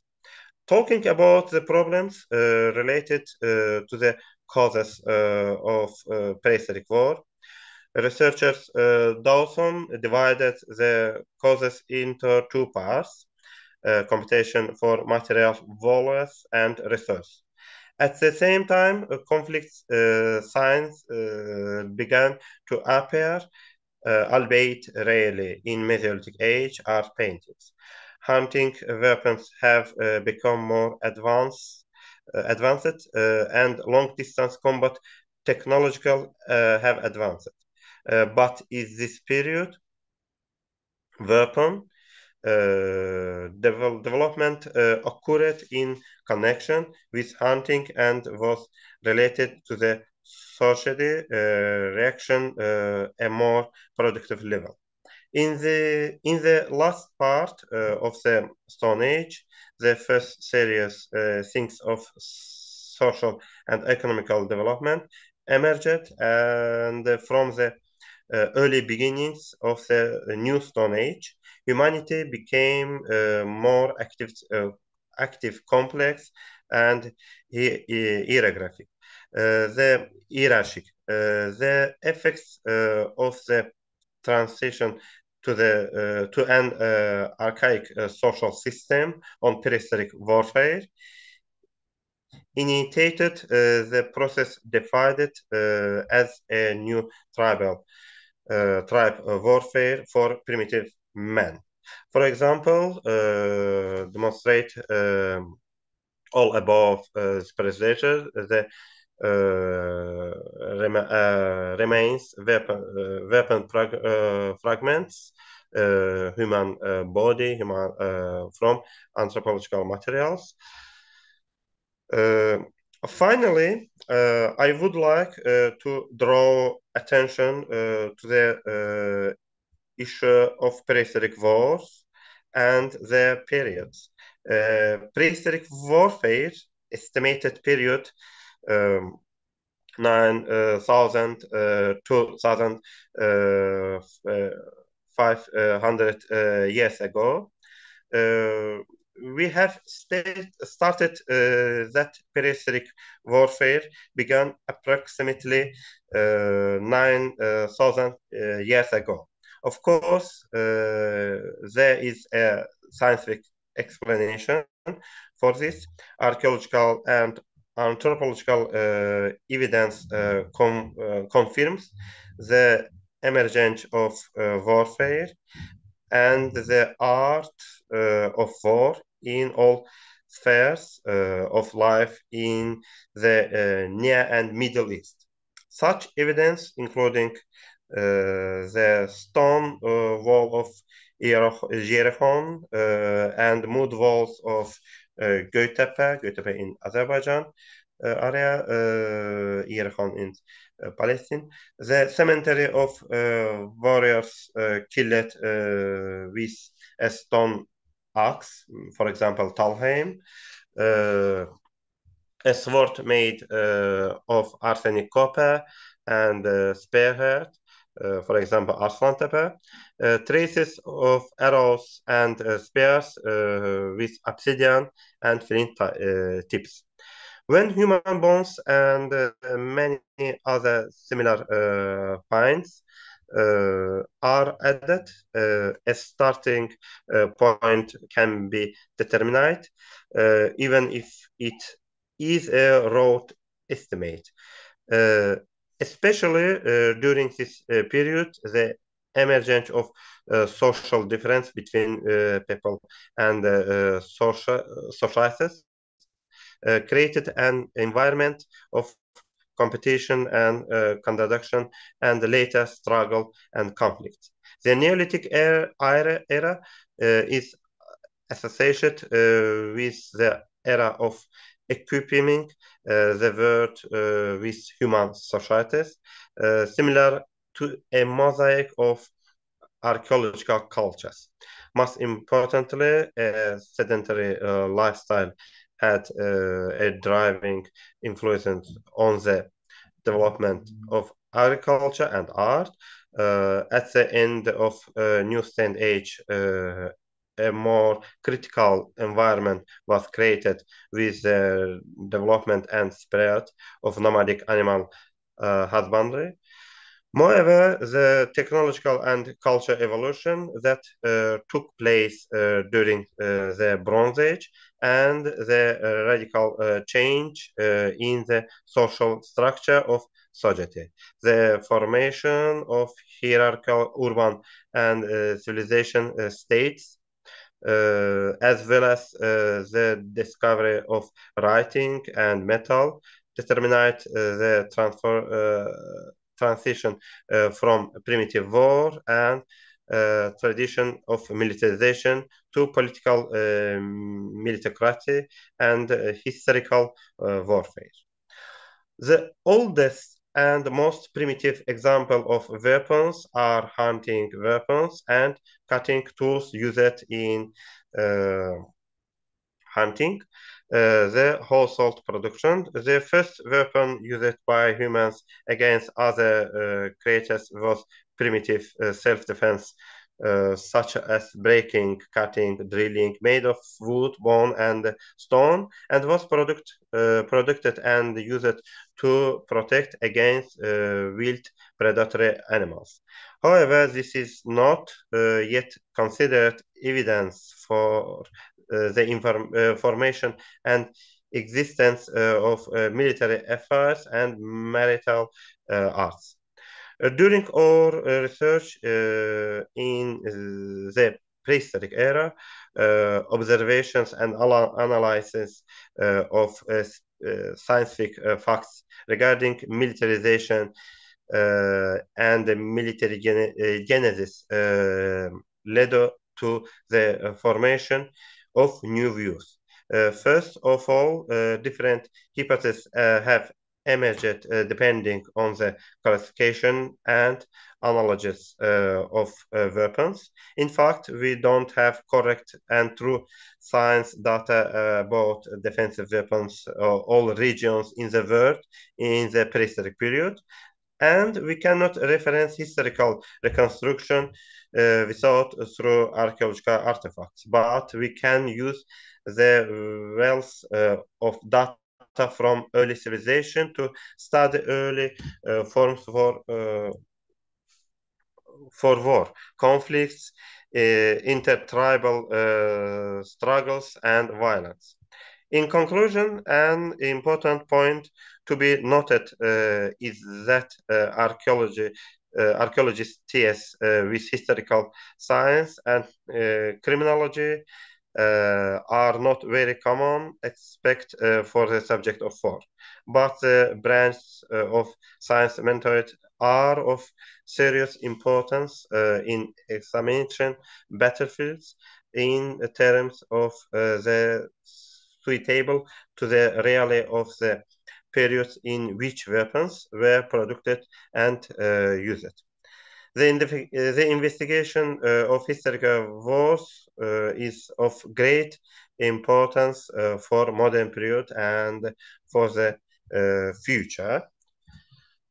For example, demonstrate changing physical prehistoric wars, change and historical wars. Finally, I want to inform about Azerbaijan. What happened in the prehistoric and early civilization period in the societies of the Caucasus and their weapons, in particular in historical Azerbaijan. Shortly, weapons represent one of the least conserved elements of the material culture, which is rapidly changing and being imitated. On the territory of the historical Azerbaijan, there are different types of weapons, and the study of their productive effect is done in order to clarify and the chronology of the content of the systems and to determine the characteristics of the geographical distribution. In identifying the common forms of weapon, it is necessary to take into account the fact that the territory of Azerbaijan was part of the culture of the Near East, and many forms of weapons on the territory of the region were only the local version of the common types available in the Near East. Which is determined with the certainly resemblance. However, alongside with this it should be noted that is the territory of the historical Azerbaijan. There are specific forms of weapons which demonstrate unadopted direct contacts with northern, south, and western regions. There are several types of related forms among bronze and iron weapons discovered in Azerbaijan. Weapons identified in the territory of the historical Azerbaijan are preserved very well. Starting from the beginning of 2nd century BC, almost every male burial had weapons inside. The weapons are divided into two categories: offensive weapons, namely swords, daggers, knife, axes,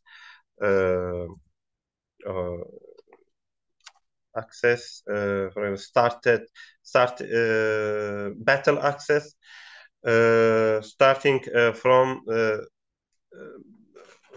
fighting forks, spears, arrowheads, and darts of and defensive ones, helmets, chain armors, badges, and others.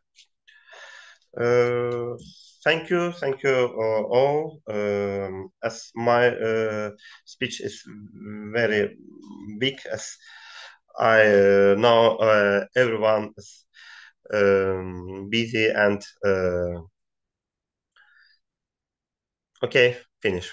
Okay. Thank you, Ayhan, for this interesting presentation. We enjoyed it a lot. If there is any question. So, if there is any bizim aramızda Türk arkadaşlarımız olursa ben soruların çevirebilirim İngilizceye. Okay. Any questions? Any comments?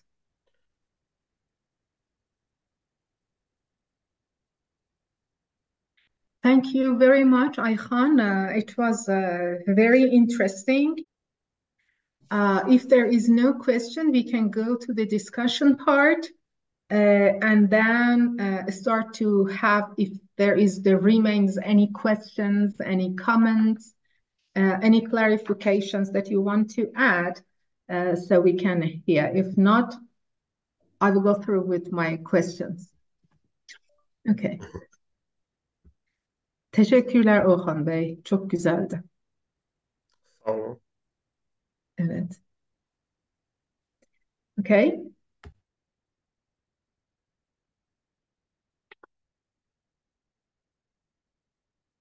So if there is no question for now, I will go through to something, because in a study of archaeology, in a study of warfare archaeology or warfare in archaeology, we have many challenges, because first it is started by anthropological studies, by bioanthropological studies. Most of these studies are searching for the reasons of warfare and the way that we can stop warfare in human societies by anthropological school in the United States. But in Europe, it is started by historiography with their brilliant, I think, schools like Annals School by Gaston Bottle in 1920s, and he discusses about the multi-disciplinary, factual nature of warfare, and the need that we had to study them to study warfare in human history, or to describe the causes and consequences of warfare in human societies from longue durée and in a vast geographical area. But one of the main concerns is the distinction between violence, conflict, and warfare. So I have this question to Dr. Benati, if you are still here. So I would like to Yeah, know in I'm your here. study, okay, how did you differentiate it between warfare? Because you already talked about warfare, but warfare, we know it's completely structured. It happens in a structured society, and this is completely a structured violence that we call it warfare. And how did you distinguish these different aspects in your research study? You can't. Because the most that you can do is that you can single out which skeletons have been excavated in sites which clearly indicate that there was some large-scale violence. And that can be done, but the cases are not many. There are certainly for the protohistoric period, especially in the Chalcolithic period, we know about many massacres that speak about large-scale organized violence, and in that case, it's not interpersonal violence, but of course, we can speak about warfare, sure. There are some cases of Assyrian battles where we have Yeah. clearly exchange with a lot of bodies, etc. So the most that we can do is that we can distinguish between these cases and normal burials. So, for example, if we find a group of people buried for an exceptional event and probably that all at the same time with weapon wounds, we can think about warfare and this kind of stuff. While if most of our observations come from normal burials, from cemeteries and household graves, then of course when we tend to think about interpersonal violence. But of course we could never say how an individual died. We cannot say, for example, whether this individual was wounded in battle, was brought back to his house and died from his wounds. Then we cannot say. But we believe that with this technique, for example, the hat brim line technique, it's easier to interpret it as interpersonal violence than actual warfare. So we could never be sure, but we are confident that this is a good technique for talking about interpersonal violence. Okay, thank you. But you know that we have the earlier occurrence of constitutional violence in the world that is started as its evidence in the Egypt in Mesolithic period. So this is really controversial and challenging to study these, the organized warfare, constitutional violence, and to see. Yeah. So all of them can be placed within the category of violence, but at the same time, when we want to study in proto-historic societies, notably in the societies like western half of Iran, northwestern Iran, and Caucasus region, and eastern Anatolia before the emergence of writing, development of writing in that period. So it is really difficult to study warfare archaeology and different aspects. So we have no other choice to study the traumas, the anthropological perspective,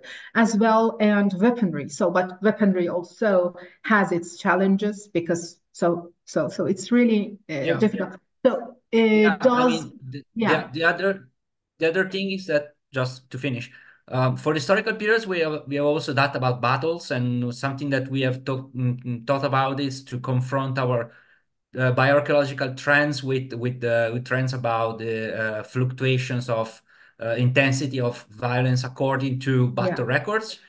And that's also when you can combine more proxies is better, of course.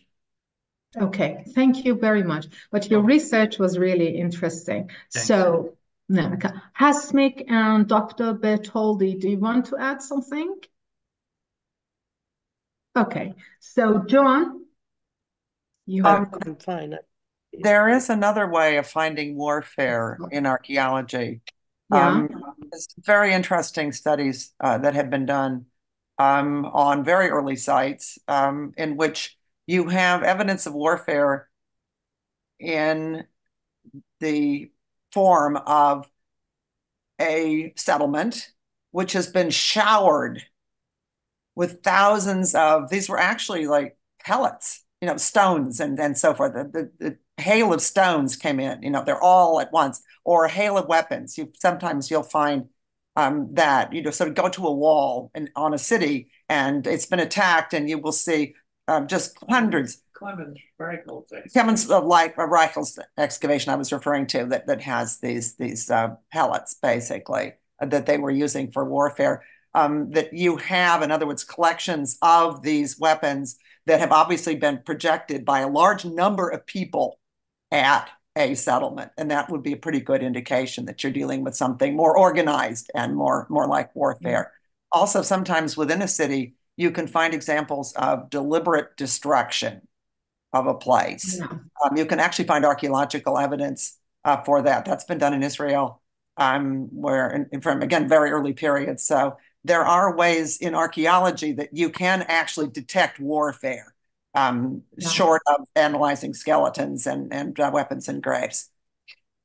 But Joanne, the archaeologists are not lucky enough to find such an intact site. So there are sites like, for example, Hassanlu in Iron Age 2 in northwestern Iran. But again, so we are not lucky enough to find out all these findings at the same time. Inshallah, but that's what you need to look for. Okay, thank you. Dr. Bartoldi, do you want to add something? Sorry if we interrupted you. No, I would like to stress really the necessity of building up a database. Oh, sorry, it's a cat. We're building up a database of what we have. I've seen all the data from Giacomo, and there are really many, and it was very interesting, this presentation, because of the huge quantity of data he analyzed. So I think building up a database of case studies and recordings of violence would be absolutely useful and really helpful for all of us. To evaluate better, to know, to discriminate between cranial, postcranial cases of violence, datations, to be more precise. I think it would be very helpful. Yes, you're absolutely right, Dr. Bartoldi. Hasmik, do you want to add something? I'm sorry. Probably I wanted to make a remark on a question of Ruben Davtyan concerning to the warrior class or so-called warriors. Probably during Bronze Age in the territory of Caucasus, we just can't speak about this exact class, because from this period we have really huge burial complexes which are speaking about elite, some sharings of goods among the elite and the medium class or lower class of the population, but we can't speak about warrior. But starting from the Iron Age, probably we already can speak, because it's not only indicated due to the materials we have, like weaponry all around, but also connected with some really small artifacts such as statuettes of the warriors. Because beforehand, starting, I don't know, from the early Bronze Age till the late Bronze Age, we never can find something like that. We already have small statuettes of warriors holding some spearheads, arrowheads, some male figurines, which are already showing that there is a cluster of warriors already. But it's about the materials we have from Armenia. I'm not sure about the other regions. Probably the other colleagues can make remarks. So this is my point of view. Okay, thank you. It is absolutely the same in Iran. So I want just to refer to Ruben's question. He had a question about a question to a volunteer among the presenters that Hasmik has kindly replied to that. As for the South Caucasus, when do you see the momentum where we can start talking of professional warriors or about the class of warriors? So as Hasmik answered to Ruben, we cannot talk about the warrior class. There is no even distinction, as far as I know, in northwestern Iran, which is similar to the context to military architecture settlement patterns to the southern Caucasus region, we have no distinction between the placement of weaponry in the burial context. And it is following the Iron Age too that in southern Urmia Lake Basin in Hasanlu that we have gradually a warrior class, a gendered based warrior class, which are generally male, which have been buried with different weaponry. And interestingly, in the Iron Age too, burial in Hasanlu in southwestern Iran also. Between these warrior classes, we have two distinct types, a group which have been buried with arrowheads and spears, and another group with swords and belts. So we have distinction in between the army classes too within that society. But this is not before the Iron Age too, that is to say, first millennium BC. So if anyone wanted to add something to fill out our puzzles. Yeah, Nermin. I have a question, quick question, maybe Hasmik to you or maybe Dr. Bartoldi. Regarding maybe cultic or any ritual artifact were found from these cemeteries from Horom. Do you have anything related cultic or ritual, some artifacts? Concerning to the artifacts, we have a lot of pendants from Horom, but I have never done like distinguished sexual dimorphism concerning to these artifacts. So I haven't gone really deep on that because the materials are being studied just at the moment. So probably I will just make an emphasis on that as well. I'm sorry. And I will try to be also take into account this kind of things like artifacts, not only weaponry, but also some kind of pendants, some cultic objects and so on. But it's just for the future, not at the moment. Yeah. Dr. Bartoldi, you wanted to add something? Not really, no. Not for the archaeological part, just anthropology. Okay, thank you. Any other question? Any other remarks?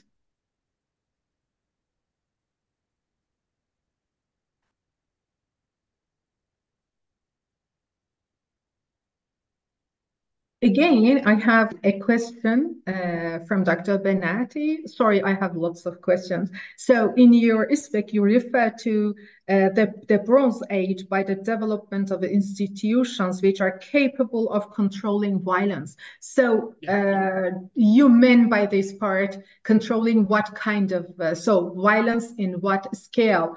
Between intra-regional or interregional violence, you mean? Yeah, so a few things. What we see that happens is that there is a trend towards professionalization of violence. Yeah. So it seems that violence is pushed outside some social arenas into other social arenas. So for example, when you start to have professional soldiers, probably means that you kind of have violence pushed outside, for example, urban centers towards, or for example, when you have the expansion of states, what happens is that violence is concentrated at the borders between states. And probably it's not a case that this was, for example, noted by our colleague, Arek Soltysiak. It seems that the concentration of observations about traumas are distributed around at the borders between Mesopotamian state and neighboring regions. So, and also we also know that if you look for example, in records of battles that kings start to leave around 2500, and there is an overlap between the two. So it seems that probably as soon as Mesopotamian states start to be able to organize large-scale violence, they start to clash with neighbors, not so much within with themselves. So this is one idea. The other one is that once you start to develop legal systems and you start to protect property rights, you start to have legal codes, it means that your citizens have alternatives to resolve disputes other than violence. So, for example, if you have a conflict with your neighbor because he's, I don't know, maybe his garden is too big and is intruding into yours, instead of striking him with a blow to his head, you go to the court and you sue him if you have the means to do that. So that and if you put all these things together, we really start to take off. The development of these things start to take off in the Bronze Age. Then you can think about the fact that there should be a lowering of social violence, because states are capable of, one, moving armies outside their borders, and second, to have policing and legal function that are able to resolve peacefully disputes. Okay, thank you. John, you Sure. had some remarks? Yeah, most of what you said is fine, but what I object to is the idea that intercommunal violence starts at that point. I think it's the other way around. You've got the cart before the horse.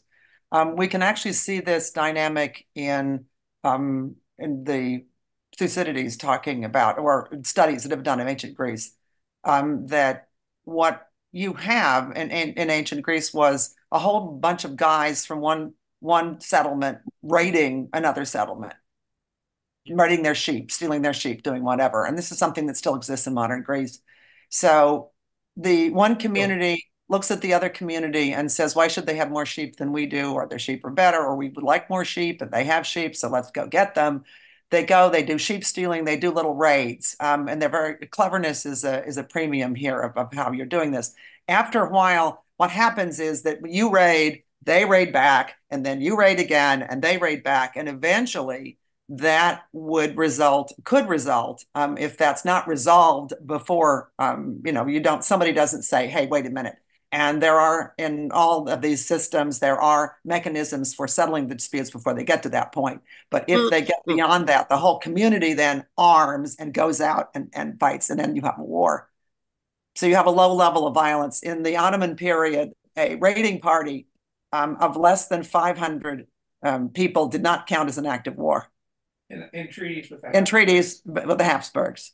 So anyway, you have this under level of intercommunal raiding and sheep stealing and taking other things that you might want, that underlies the development of individual wars in the historical area where we can study it. And I think we might want to say that might be give that as a possibility for how warfare came about in the first place. Now, that doesn't help with your when, which is the question you're asking. They're trying to find in archaeologies when that happened. But I think it would be useful to think of that in that way. So as you say, a bunch of weapons doesn't necessarily mean you've got warfare. And I think that would basically substantiate that argument.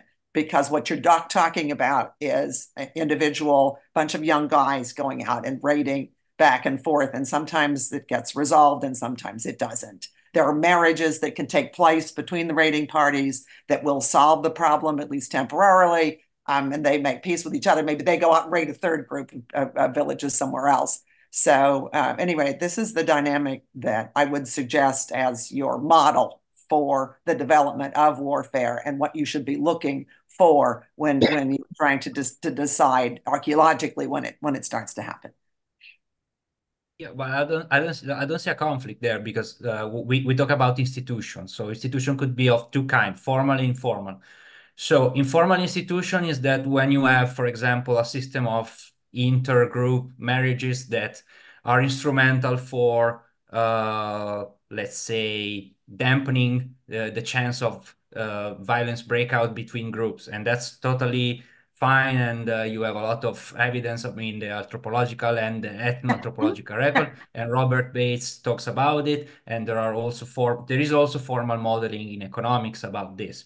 But then there is another step, which is when you have formal political and legal institutions, right? Yeah. So yeah. Okay, so that's fine. We're on the same page, basically. Fine. Yeah, absolutely. So what we say is that there is a there is an upscaling during the Bronze Age because you have the development of all these formal political institutions. You have protection of property rights, you have courts, you have judges, you have probably also policing. And that in our mind should, of course, we cannot prove it formally because we did not regress. We have not collected evidence about legal capacity. That was something we were thinking about, but it's very costly. So we cannot say directly that there is a correlation between the evolution of legal capacity and violence trend. But what we think about that when we say development of state capacity, the capacity of political institutions to control, to let's say direct violence towards some social arenas and to diminish the incentive of people to resolve to conflict when they want to resolve the conflict. Okay. Right. I just wanted to see the first part of that in your original proposition. You didn't go through all that part, that there were these informal that are, what you said now is fine. That's great. Agree. That's great. I totally agree with you. Okay, thank you for your question, for your reply and interesting comments. So any other questions? Any other comments? We have already 5 minutes. My husband wants me to talk about what we were told by the Tushans and Tusheti in Georgia, since we're talking about the Caucasus. That's somewhat relevant. Is he was talking about? Well, we were constantly getting comments about the Chechens coming over the mountains and stealing Georgian sheep and burning the odd farmhouse here and there. So we were getting this constantly. And at one point, our guide turns to us and smiles and says, "Of course, we raided Chechen sheep too." Yeah. So, and this is, what late 19th, early 20th century. So yeah, these. So anyway, my husband wanted me to add that. So okay. Yeah. So always between the mountainous people, the people on move, and the people who are settled in lowland areas like Mesopotamia and southwestern Iran, they're always, between these settlers and the people and move, or these nomadic people, they always have such problems, as we see again between the Cossacks or the settlers of the central Zagros area, as well as we see in Mesopotamia. And so early dynastic starts in early dynastic and go through to Akkadian period. So there is always this disputation, this violence gain between these two, or the conflicts, between two distinct group of people who are living. But I do believe that we have to differentiate between the violence and the conflict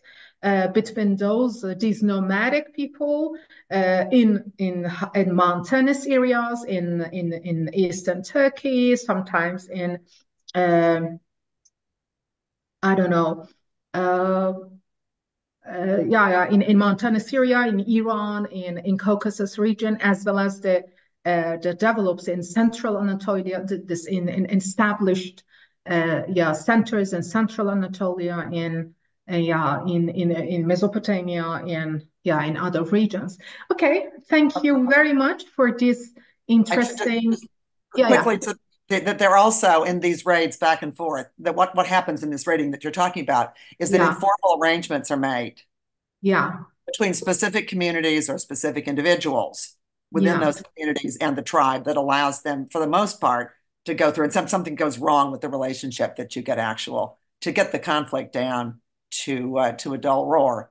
And also sometimes these tribal nomads take over the sedentary place and rule it. That's also a pattern that's in Mesopotamia. So anyway, it's a very interesting topic. So, but anyway. Yeah, the warfare and conflict is really interesting. And it's so, I want to thank Nermin Ismailova and all her team of Caucasus Through Time for organizing such an interesting topic. Please go on to organizing a second session of this conference.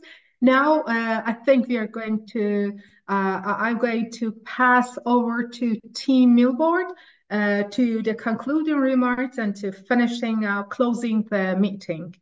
Thank you very much. Yeah, thank you. I will conclude this rich event on behalf of the Caucasus Through Time Network. So we want to present our heartfelt thanks to all our guest speakers. We are very thankful for your support and contribution. And thanks to everyone who joined us, who made it even more special.